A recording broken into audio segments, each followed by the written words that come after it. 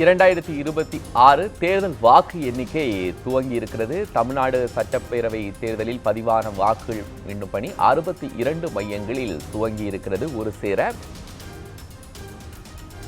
பெரிதும் எதிர்பார்க்கப்பட்ட தமிழ்நாடு சட்டப்பேரவை தேர்தலுக்கான வாக்கு எண்ணிக்கை துவங்கி இருக்கிறது. 62 மையங்களில் இந்த வாக்கு எண்ணிக்கை துவங்கி இருக்கிறது. 234 தொகுதிகளிலும் நடைபெற்ற அந்த வாக்கு பெட்டிகள் 62 மையங்களில் ஸ்ட்ராங் ரூமில் பத்திரமாக பாதுகாக்கப்பட்டது. அவைகள் 8 மணிக்கு இப்போது எண்ண துவங்க இருக்கின்றது. அந்த வாக்குகளை எண்ணக்கூடிய அந்த பணி துவங்கி இருக்கிறது. ஒட்டுமொத்தமாக 75,000க்கும் மேற்பட்ட வாக்குச்சாவடிகளில் நடத்தப்பட்ட அந்த வாக்குப்பதிவு இவிஎம் மிஷின்ஸ் எல்லாம் இங்கு பாதுகாப்பாக வைக்கப்பட்டிருக்கின்றன. மொத்தம் 500 வாக்குகள் அப்படிங்கிற கணக்கில் முதலாவதாக தபால் வாக்குகளை எண்ண இருக்கிறாங்க. கிட்டத்தட்ட 4.5 லட்சம் பேர் இதை பதிவு செய்திருக்காங்க. 4.61 லட்சம் தபால் வாக்குகள் பதிவு செய்யப்பட்டிருந்தன. அந்த 4.61 லட்சம் தபால் வாக்குகளும் முதலாவதாக 8லிருந்து 8:30 மணிக்குள்ளாக எண்ண இருக்கின்றன. இந்த தபால் வாக்குகள் இந்த முறை கொஞ்சம் அதிகமாக இருக்குது. அது காரணம் மூத்த குடிமக்களுக்கும் இந்த முறை தபால் மூலமாக வாக்கு செலுத்தலாம் அப்படிங்கிற புதிய முறையை தேர்தல் ஆணையம் துவங்கி இருந்தது. கடந்த மக்களவைத் தேர்தல், இந்த சட்டப்பேரவை தேர்தலிலிருந்து அவர்களை கிட்டத்தட்ட 1,75,000 மூத்த குடிமக்கள் வாக்கு செலுத்தி இருக்கிறாங்க. தேர்தல் அலுவலர்கள் கிட்டத்தட்ட 1,10,000 தேர்தல் அலுவலர்கள் தபால் வாக்குகளை பதிவு செய்திருந்தாங்க.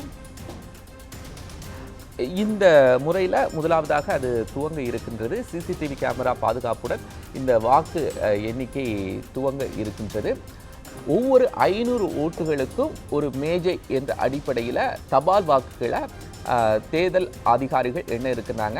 தேர்தல் எண்ணுகின்ற அந்த பொழுது வாக்குச்சாவடி முகவர்கள் அதை உன்னிப்பாக கவனிப்பாங்க. கிட்டத்தட்ட அரை மணி நேரத்தில் அந்த வாக்குகளுடைய முன்னிலை நிலவரம் நமக்கு தெரிய வந்துவிடும். 5 மாநிலங்களிலும் தமிழ்நாடு உட்பட தமிழ்நாடு, புதுச்சேரி, மேற்கு வங்கம், அசாம், கேரளா 5 மாநிலங்களிலுமே தபால் வாக்குகள் ஒரே நேரத்தில் 8 மணிக்கு நடைபெறுகிறது. இது சார்ந்த விவரங்களை நம்முடைய செய்தியாளர் லக்ஷ்மணன் பெறலாம். லக்ஷ்மணன், தபால் வாக்குகள் எண்ணும் பணி துவங்கி இருக்கிறது. ஒவ்வொரு இடங்களிலும் இந்த தபால் வாக்கு எண்ணுறதுக்கு என்ன மாதிரியான அங்கே வழிமுறைகள் எல்லாம் செஞ்சுருக்கிறாங்க? தபால் வாக்குகளை எண்ணுறதுக்கு எவ்வளவு அதிகாரிகளை நியமிச்சிருக்கிறாங்க? அதை கண்காணிக்கிறதுக்கு ஏஜென்ட்ஸ் எல்லாம் எப்படி இருக்கிறாங்க? அந்த தகவல்களை பதிவு செய்யுங்க. தமிழ்நாடு, புதுச்சேரி, கேரளம், மேற்கு வங்கம், அசாம் உள்ளிட்ட 5 மாநிலங்களுக்கான சட்டமன்ற தேர்தலுக்கான வாக்கு எண்ணும் பணிகளானது தற்போது தொடங்கி நடைபெற்று வருகிறது. அந்த வகையில் தமிழ்நாட்டில் மட்டும் 62 வாக்கு எண்ணும் மையங்களானது வாக்கு எண்ணிக்கையானது தற்போது தபால் வாக்குகளாக நடைபெற்று வருகிறது. குறிப்பாக சென்னை மாவட்டத்தில் உள்ள 16 சட்டமன்ற தொகுதிகளுக்கான பதிவான வாக்கு இயந்திரங்கள் மட்டுமே 3 மையங்களில் வைக்கப்பட்டிருக்கிறது. ராணிமேனி கல்லூரியில் உள்ள வாக்கு எண்ணும் மையத்தில் திருவிக நகர், ஆர்கே நகர், துறைமுகம், ராயபுரம், சேப்பாக்கம், திருவல்லிக்கேணி உள்ளிட்ட சட்டமன்ற தொகுதிகளுக்கான வாக்கு எண்ணும் பணிகளானது நடைபெற்று வருகிறது. திருவிக நகர் சட்டமன்ற தொகுதியில் மட்டும் மொத்தம் பார்த்தோம் 1,42,864 வாக்குகள் பதிவாகியிருக்கிறது. ஆர்கே நகர் சட்டமன்ற தொகுதியில் பார்த்தோம் 1,80,533 வாக்குகள் பதிவாகியிருக்கிறது. துறைமுகம் சட்டமன்ற தொகுதியில் 99,149 வாக்குகள் பதிவாகியிருக்கிறது. ராயபுரம் சட்டமன்ற தொகுதியில் பார்த்தோம் 1,26,364 வாக்குகள் பதிவாகியிருக்கிறது. சேப்பாக்கம் திருவள்ளிக்கேணி சட்டமன்ற தொகுதியில் பார்த்தோம் 1,39,923 வாக்குகளும் பதிவாகியிருக்கிறது. அந்த வகையில் காலை 8 மணிக்கு, அதாவது தற்போது பார்த்தோம் இந்த முதலில் தபால் வாக்குகள் எண்ணப்படும் பணிகளானது தொடங்கி நடைபெற்றது. கிட்டத்தட்ட அரை மணி நேரம் முதல் 1 மணி நேரம் வரை இந்த தபால் வாக்குகள் தொடர்ந்து நடைபெறுகிறது. அதன் தொடர்ச்சியாக மின்னணு வாக்குப்பதிவு இயந்திரங்களானது எண்ணும் பணிகளானது நடைபெறுகிறது. குறிப்பாக மின்னணு வாக்குப்பதிவு இயந்திரங்கள் பதிவான வாக்குகள் சுற்றுகள் முடிந்த பிறகுதான் இந்த மின்னணு வாக்குப்பதிவு இயந்திரங்கள் எண்ணும் பணிகளானது தொடங்கி நடப்படும். அந்த வகையில் வாக்கு எண்ணும் மையத்தில் ஒரு பகுதியில் தபால் வாக்குகளும் மற்றொரு பகுதியில் மின்னணு வாக்குப்பதிவு இயந்திரங்களும் பதிவான வாக்குகள் அதற்குரிய மேசைகளும் தனித்தனியாக எண்ணப்படுகிறது. 500 தபால் வாக்குகளுக்கு ஒரு மேசை என்ற விகிதத்தில் தபால் வாக்குகள் எண்ணப்படுகிறது.